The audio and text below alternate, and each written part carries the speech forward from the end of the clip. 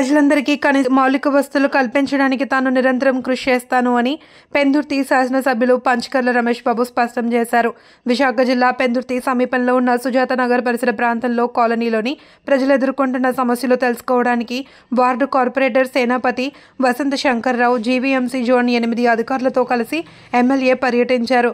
ఈ సందర్భంగా ఎమ్మెల్యే మాట్లాడుతూ ప్రజలకు కనీస వస్తువులైన రోడ్లు, డ్రైనేజీలు, మంచినీరు పార్కులు, జిమ్ములు ఏర్పాటు చేసేందుకు తాను మొదటి ప్రాధాన్యత ఇస్తున్నానని జోనల్ కమిషనర్ హైమవతి జీవీఎంసీ ఉన్నతాధికారులు పాల్గొన్నారు.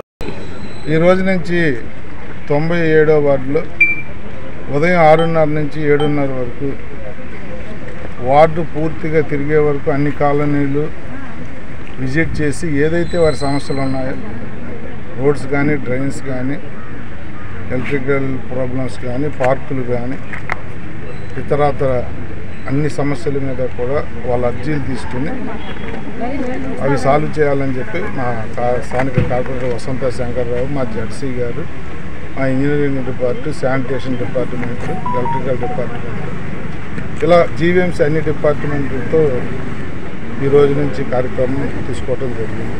దానిలో భాగంగా టీచర్స్ కాలనీ,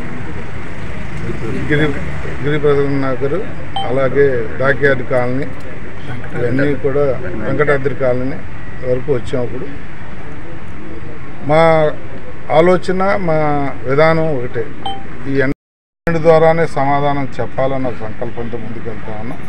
దానిలో భాగంగానే ఈరోజు ఈ పర్యటన. మీ ద్వారా ప్రజలందరికీ ఏ రోజు ఎక్కడికి వస్తున్నామో ముందు రోజు తెలియజేస్తాం.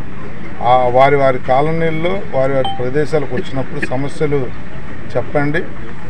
మా అధికారులు స్పాట్లో ఉంటారు. చాలా సమస్యలు స్పాట్లోనే సాల్వ్ చేస్తాం. మిగతావి జనరల్ ప్రక్రియ తర్వాత చేస్తామని చెప్పి ప్రజలకి మీ ద్వారా మాటిస్తాం.